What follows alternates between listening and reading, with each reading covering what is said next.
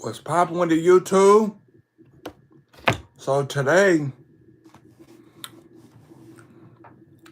by popular demand, I'll be reading the Industry Bible, All You Need to Know About the Music Business by Donald S. Passman. This is for all the people that's in music and want to get into music.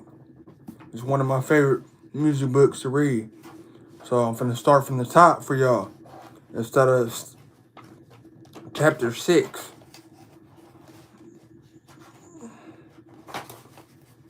I hope everybody's day going good though. So first steps. State of the Union. This 10th edition is the most extensive rewrite of my book since the first edition. That's because the music industry has changed more radically in the last few years than at any other time in its history. Let me explain. Since the 1890s, music has been monetized by selling something. Wax cylinders, piano rolls, shellac records, vinyl records, cassettes, CDs, and cheesy merchandise. Well, I guess we're still doing that. But the business is no longer based primarily on sales. Spotify, Apple Music, Amazon Music, YouTube, and similar services have revolutionized how people consume music. So that streaming is now the dominant revenue source for recorded music. And this change is way more drastic than you might think. Consider this. In the past, when record sales were the mainstay of the recorded music business, you could go to a record store and buy 2 or 3 records at a time. Today, you can only stream one song at a time. They may not seem like a big deal, but 2, in the days of sales, an artist was paid the same money for each record sold, regardless of whether a buyer listened to it 1,000 times or never took it out of the shrink wrap and used it as a doorstop. But today, the more listens you have, the more money you make. However, 3, in the old days, if my records sold big numbers, it didn't make any difference to the number of sales you had. Your fans would buy your albums, and my fans would buy mine. In fact, if you had a big seller, it would bring a lot of people into record stores. And that increased the chances of selling my records. But in the streaming world, that's no longer true. For reasons we'll discuss later. The more listens you get, the less money I make. A truly radical change. The good news is that after 15 years of music revenue falling like buckets of rocks, we had our first earnings increase in 2016. And every year after that, we had double-digit growth, all because of streaming. We still have a ways to go. At the time of this writing, the recorded music business is less than 60% of what it is in its peak in 1999. But I predict it's going to be bigger than it's ever been in history. Why? In 1999, the historical peak of the music business, an average CD buyer spent about $40 to $50 per year on CDs. Let's call it $45. Today, with subscriptions priced at $10 per month, the average per subscriber fee is about $7 because of student and family discounts. So let's use $7 per month, which means a music fan spends about $84 per year. That's almost double the $45 of CD purchases we got from each fan in the good old days. On top of that, the number of subscribers is growing all over the world. But wait, there's more. In the heyday of the music biz, the average CD buyer stopped going to record stores or even listening to much music. In their early 20s, today, people of all ages subscribe to streaming services. Oldsters listen to Lawrence Welk, and youngsters want stuff like Baby Shark, a song that could commercially eat your brain, which means streaming is not only generating more money per user. The $84 versus $45 in the above example, but it's also bringing in a wider range of consumers than ever before. How can the industry not be bigger than ever? Another radical shift in the last few years is how the concept of an album is being challenged. What does an album mean in the streaming age when you can listen to just the tracks you like? Why should artists even bother to make albums when they could release individual songs, singles, as soon as they're ready? And if albums go away, what does that mean for recording contracts that have always been based on the delivery and release of albums? For example, if your contract requires you to deliver 3 albums, but nobody wants albums anymore, how do you ever finish the deal? And that's just a taste of what's new in this edition. There's also an update of all the current industry figures, a new section on the recent copyright infringement cases, an overview of the Music Modernization Act, and much more, all waiting for you just inside the tent. So step right up, folks, and let me show you how the music business is shifting around like we used to. Open up and say all. For many years, I taught a class on the music business at the University of Southern California's Law School Advanced Professional Program.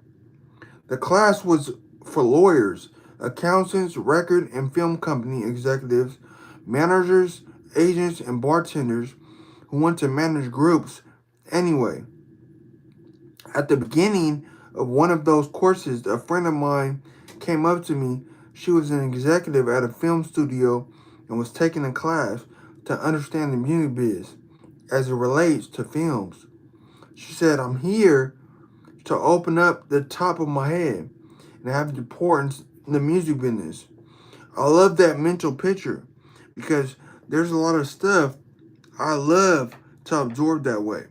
And it inspired me to develop a painless way of infusing you with the extensive materials in this book.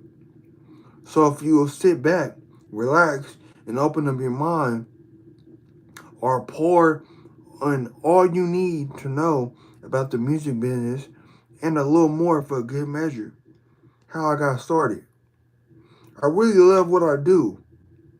I've been practicing music law for over 30 years, and I represent recording artists, songwriters, producers, music publishers, film music composers, industry executives, record companies, film companies, managers, agents, business managers, and the other assorted mutants that populate the biz.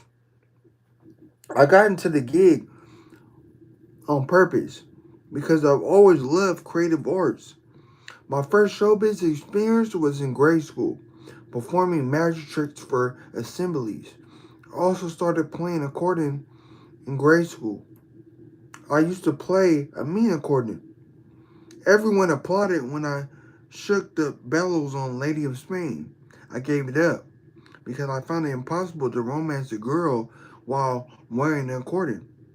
In high school, I graduated from accordion to guitar, and in college at the University of Texas, I played lead guitar in a band called Opodius and the Mothers. While I was with Opodius, we recorded a demo that I tried to sell our family friend, Snuff Garrett. More about him later. Snuff, a powerful record producer, very kindly took the time to meet with me. That meeting was a major turning point in my life. Snuff listened to the record, smiled, and said, Don, go to law school. So I took Snuff's advice and went to Harvard Law School. While I was there, I played lead guitar with a band called the Rhythm Method. But it was quickly becoming clear that my ability to be in the music business and eat regularly lay along the business path. When I graduated, I first did tax planning for entertainers. Tax law, like intricate puzzles, was a lot of fun. But when I discovered there was such a thing as music law, the electricity really turned on. In fact, I took the USC class that I later taught, and it got me so excited that I left the tax practice for my current farm. Doing music law was so much fun that I was even like working. I'm still not over the feeling, and I enjoyed it so much that I felt guilty getting paid. I got over that. My first entertainment law experience was representing a gorgeous 6-foot model referred to me by my dentist. I promised him I would return the favor. Since most of my clients had teeth, the model was being pursued, I suspect in every way, by a manager who wanted a contract for 50% of our gross earnings for 10 years. You'll see how absurd this is when you get to chapter 3. Even when I knew this wasn't right, so I nervously called up the guy to negotiate. I still remember my voice cracking as I said his proposal was over the industry standard. Just most managers took on only 15%, which was true. He retorted with, oh yeah, who? Well, he had me. I wasn't really sure what managers did, much less who they were. So I learned my first lesson in the art of humility. Excuse me. As I began to really understand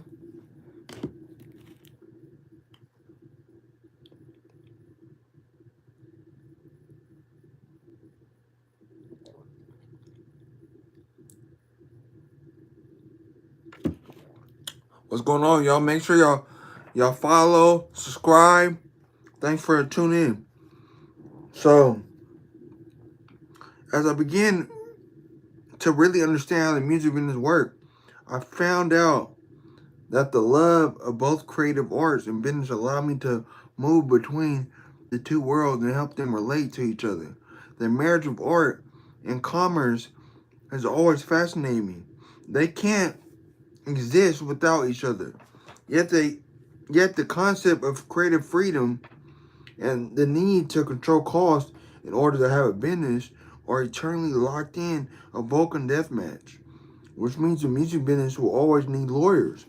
Anyway, I now channel my creative energies into innovative business deals, and I satisfy my need to perform by teaching, lecturing, and playing guitar.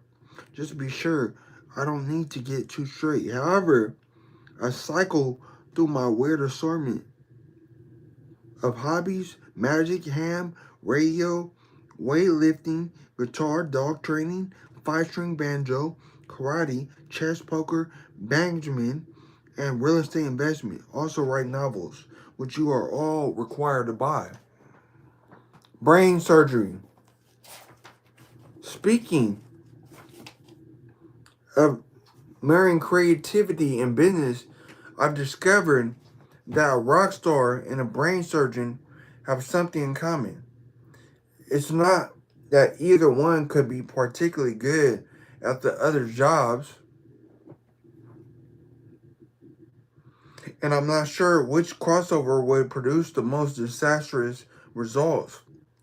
But rather than each one is capable of performing his craft brilliantly and generating huge sums of money without the need for any financial skills.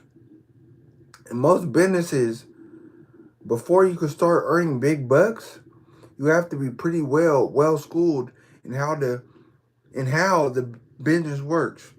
For example, if you open up a shoe store, you have to work up a budget negotiate a lease, open up a shoe store. You have to work up a budget, negotiate a lease. Don't forget that. Bargain for the price of the shoes and so forth. All before you smell that first foot. But in entertainment, as in surgery, you can soar to the top without any business expertise. Making a living from a business you don't understand is risky. Yet a large number of artists, including major ones, have never learned such basics as record royalties are computed. What a copyright is how music publishing works and a number of other things that directly affect their lives. They don't know this stuff because A, their time was better spent making music, and B, they weren't interested. C, it sounded too complicated, and D, learning it was too much like being in school. But without knowing these basics, it's impossible for them to understand the different aspects of the professional lives. And as their success grows and the lives get more complex, they get even more lost. While it's true that some artists refuse to even listen to business talk, I watch them go into sensory shutdown if you as much as mention the topic. Others get very interested and study every detail of their business lives. The vast majority, however, are somewhere in the middle. They don't really enjoy business, but they want to participate intelligently in their music decisions or career decisions. These artists are smart enough to know one simple thing.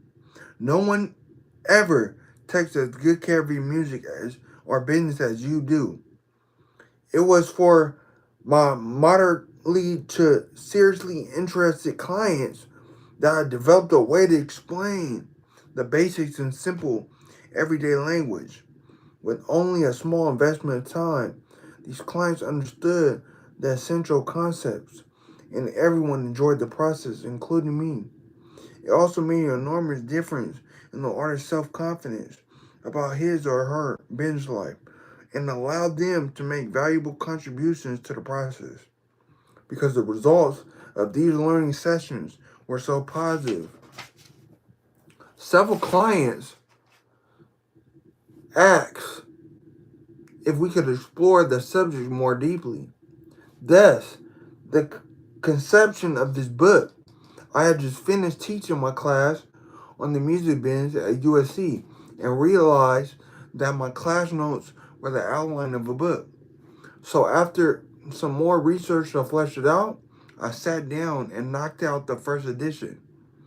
The book is designed to give you a general overview of the music industry. You can read it as casually or intensely as suits your interest level, attention span, and pain tolerance. It's not written for lawyers or technicians, so it doesn't include or find in the textbook for professionals.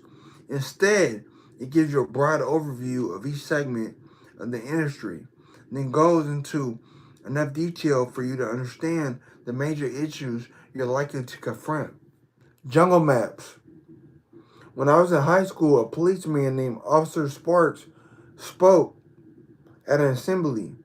Mr. Sparks hyped up hyped us on a life of crime fighter, seemingly sure we are secretly wanting to be cops. In this process, he showed us something I'll never forget. Officer Sparks ran a film in which the camera moved down the street. It was grainy, black, and white movie, only about 30 seconds long, filmed by camera bobbing along a sidewalk. When it was finished, he asked if we'd seen anything unusual. No one had.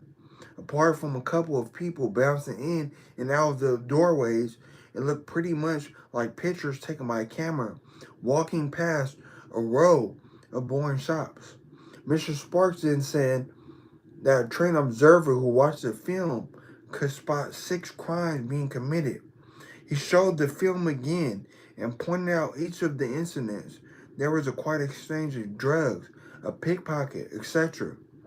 This time, the crimes were obvious, and I felt like a doofus for missing them. Anytime I learn a new skill, I go through a similar process. At first, things either look deceptive simply or deceptive simple or like a bewildering blur of chaos. But as I learn for what to look for, I see a world I never knew was there. From my experience, the best way to become a trained observer is to have the guide to the basics, a framework in which to organize the bits and pieces. So that's the purpose of this book, to be a map through the jungle and show you where the crimes are. Officer Sparks, if you're out there somewhere, I hope you're proud. Details. There is one way book, even one filling several volumes. Capote into every nook and cranny, of a business as complex as the music business. So the purpose here is to give you the big picture, not all the details. Besides, for some of those details, I charge serious money. Also, even if I tried to lay out all the little pieces as fast as everything moves in the biz, it would be obsolete within a few months. So the goal is to give you a broad overview, which doesn't change nearly as quickly, or at least it didn't until this edition. The idea is to give you a bare tree on which to hang the leaves of your own experience. Ali is either to pick up details from the internet, gossip, at cocktail parties, etc. Then is to learn the structural overview because few people have the time or patience to sit down and give it to you. In fact, giving you the overall view turned out to be much bigger job than I thought when I started, but you're worth it. Some results. So this is the 10th edition. I now have feedback from experiences using this book on actual human subjects. Of all the responses I got, I thought you might enjoy hearing about two in particular. First, I received an irate call from the music lawyer who was upset because he charged thousands of dollars to give clients the advice I had put in the book. Second, I received an equally irate call from a manager who said that most of the artists he'd approached kept pushing my book in his face. Way to go. Keep shoving. And if you'll permit a momentary lapse of modesty, my favorite compliment was from someone who said this was the first book he ever listened in his life. Staple, spindle, and mutilate. When you go through this book, forgot everything you learned as a kid about taking good care of books, treating them as sacred works of art, etc. Read this book with a pencil or highlighter in your hand. Circle or star passages you think you'll need. Fold over pages, mark them with post-its, paper clips, or bong water, whatever helps, unless you're reading an electronic edition, in which case you might want to lose the bong water. This is an action book, set of directions on how to jog through the music biz without getting mugged. So treat it like a comfortable old pair of shoes that you don't mind getting dirty. It doesn't matter what they look like as long as they get you to where you're going. Choose your own adventure. When my sons, David, Josh, and Jordan were little, their favorite books were from a series called Choose Your Own Adventure. They work like this. You start reading the book on page 1, and after a few pages, the author gives you a choice. For example, if you want Pinocchio to go down the alley, you turn to page 14. But if you want him to go to school, you turn to page 19. My boys never picked school. From there, every few pages you have more churches. And there are several different endings to this book. The boys like the ending where everyone gets killed. But that's another story. These books are not meant to be read straight through. If you tried, you'll find yourself crashing into different plots and stories. Instead, you're supposed to skip around, following a new path each time. This concept gave me the idea of how to organize this book. You have a choice of reading from a broad overview or reading in depth, and the book tells you where to skip ahead if you want to do this. However, unlike the choose your own adventure books, you can read straight through with little or no damage to the central nervous system. Here's how it's organized. Part 1. Deals with how to put together a team to guide your career, consisting of personal manager, business manager, agent, or an attorney. Part 2. Looks at record deals, including the concepts of royalties, advances, and deal points. Part 3 talks about songwriting and publishing, including copyrights and the structure of the publishing industry, as well as a section on protecting your name from people who want to pirate it. Part IV explores things that you'll need to know if you're a group. Part V deals with concerts and touring, including agreements for promotional appearances and the role of your various team members in the process. Part VI on merchandising tells you how to profit from plastering your face on posters, t-shirts, and other junk. Parts VII Parts VII and VII explore conceptual music and motion pictures. They're the last section because you'll need to understand all the other concepts before we tackle them. Now, to choosing your adventure, you have 4 mouth-watering ways to go through this book. 1. Extremely fast track. If you really want a quick trip, then read part 1 on how to quit a team of advisors. B, get people who know what they're doing. C, let them do it. D, put this book on your shelf to impress your friends. And E, say hi to me backstage at one of your concerts. 2, fast track. Short of this radical approach, if you want a broad strokes overview of the business without much detail, skip ahead each time you see the fast track directions. 3, advanced overview. If you want a more in-depth look, but less than full shot, then follow the advanced overview directions. This will give you a solid overview. Put some detail on each topic. 4, expert track. For you high achievers who want an in-depth discussion, simply read straight through. Feel free to mix and match any of those tracks. If a particular topic grabs your interest, keep reading and check out the details. Amazingly, topics that grab your interest tend to be things currently happening in your life. If another topic is a yawn, fast track through it. So let's go on. Everybody starts with part 1. I hope you guys enjoyed that. That was one of my favorite books, All You Need to Know About the Music Business by Don S. Passman. And later or tomorrow, I'll be reading the chapter, Your Team of Advisors. Keep thriving. Happy New Year's. Make sure y'all like, follow, subscribe, all that. You feel me?